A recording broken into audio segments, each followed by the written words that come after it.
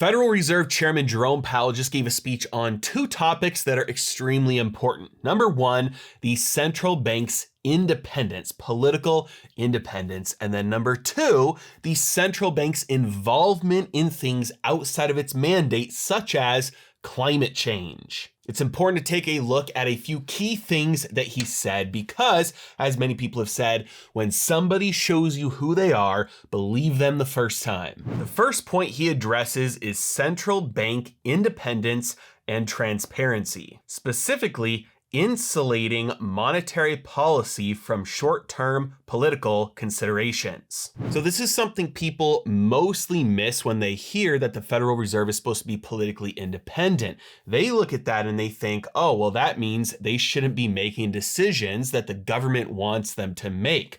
What this really means is that they are really more partisan independent, so that they're not making short-term decisions in order to get reelected like you see many other people do who are in positions of getting elected. As he points out, the absence of direct political control over their decisions allows them to take the necessary measures without considering short-term political factors. Case in point would be something like right now, fighting inflation by raising interest rates could be considered a politically unpopular move, as there might be a large voter base who is having an increased cost of borrowing. They're getting squeezed, maybe they're getting laid off. The Federal Reserve trying to slow down employment, get people to lose jobs, lose wages, lose hours in order to decrease income, to slow down spending, to decrease inflation. These are things that could be considered politically unpopular and would be very difficult for an elected person to choose to do, because then they would be fearful of not getting elected again the next time. Real quick word from today's sponsor, iTrustCapital. iTrustCapital allows you to use your retirement account to invest in Bitcoin, gold, and silver. Many people, when they buy gold or silver or Bitcoin for the first time, they just go out and they make the purchase, whether it's from a gold dealer or buying Bitcoin from an exchange. Later on, whether it's a year or 2 years down the road, when the price has gone up a lot, they go to sell it and realize they're hit with a capital gains tax. This leaves people with a sour taste in their mouth when investing in gold and silver and Bitcoin, because they're saying, hey, look, I know that inflation is eating away at my fiat currency, my dollars, but if I put my money in sound money, if I buy gold, if I buy silver, if I buy Bitcoin, I'm going to get hit with a tax on it anyway. And that's why it's so important to take advantage of retirement accounts when you are diversifying your assets. The problem is most brokerages, most retirement accounts do not allow you to invest in gold or silver or Bitcoin or any other cryptocurrencies. That is where iTrustCapital comes in. You can buy and sell Bitcoin, gold, silver inside of your IRA anytime. You can use this retirement account to make new contributions, or you can even use old retirement account money rolled over into an IRA with iTrustCapital. With everything going on right now in the crypto industry, many people are concerned about any exchange, any place that allows you to buy cryptocurrencies, about security and fraud. With iTrustCapital, they never take custody of your assets. There is no mingling of assets, and there is no way for iTrustCapital to access clients' money. It is securely stored in third-party institutional storage that is cold storage. And it's a regulated trust company so that it is a legal IRA. Like I said, they take security very seriously, which is why I use and recommend iTrustCapital to invest in gold,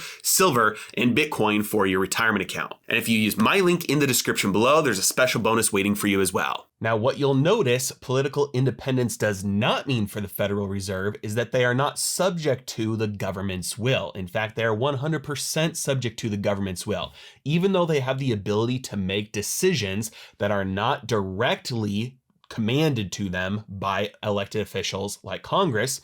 Their overall mandate is given to them by Congress. They exist solely because of Congress through the Federal Reserve Act. And at any time, the dual mandate that Congress has given the Fed of stable prices and maximum employment could be changed, and then the Federal Reserve would be tasked with achieving other goals instead. So when people like me talk about something that sounds radical like ending the Federal Reserve, well, number one, we're talking about going back to a system that America survived on and thrived on for a very long time until 1914. Number two, we're talking about something that can be done with the stroke of a pen by Congress. Now, regarding independence, Powell makes a note about public policy decisions should be made by elected branches of government, and the agencies who are granted independence should be exceedingly rare. They should be explicit and tightly circumscribed so that they are limited to issues that clearly warrant protection from short-term political considerations.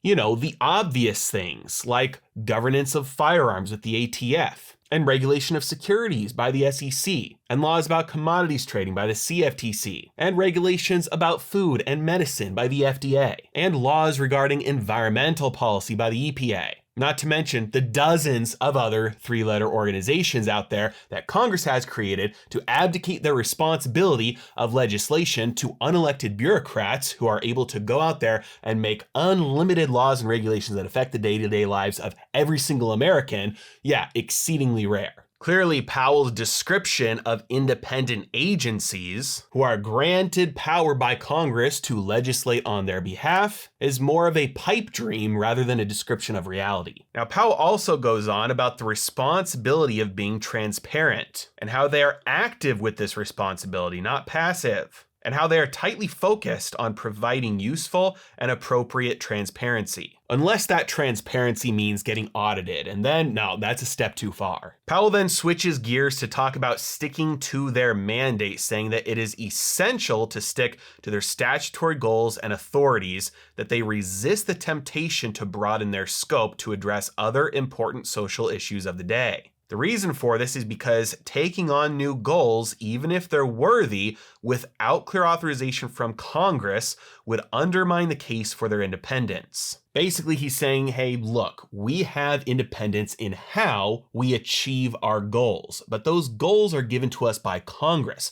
And so if we start to abuse that power and go out and do things beyond the scope of authority that Congress has given us, that would undermine our political independence. And then we should probably, get that taken away from us, and Congress should just fully control us, or another government agency instead. And to confirm this, when you look at the footnotes for that section, it shows that the Federal Reserve has been independent since it started in 1914, but the dual mandate for maximum employment and stable prices came into being in 1977. This shows that it is not their goal, that the things they're trying to achieve, that they're able to decide independently, but the policy choices to achieve that goal. And this is where he brings up the issue of climate change, because many central banks around the world have been kind of moving like puppets being pulled by a string by other organizations to some grand utopian future, some ideal where central banks are using monetary policy to try and achieve climate change outcomes. And so he says some analysts are wondering whether we should incorporate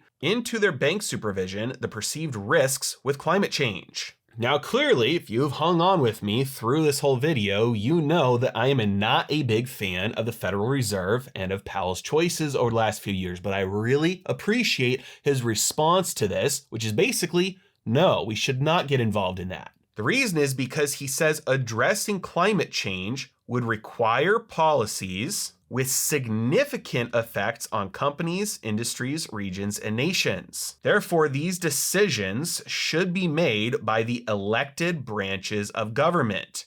That way, they would reflect the public's will as expressed through elections. Which, as broken and corrupt as the system is, which it is, if all of the people in America agreed that we needed new laws and more regulations to address climate change, then we'd probably be voting the majority of people into office who agreed with that and then would actually do that. But this is not the Federal Reserve's job. The Federal Reserve exists for a very narrow set of goals. And that's why Powell says that without explicit congressional legislation, it would be inappropriate to use monetary policy to promote a greener economy or for other climate-based goals. We are not and will not be a climate policymaker.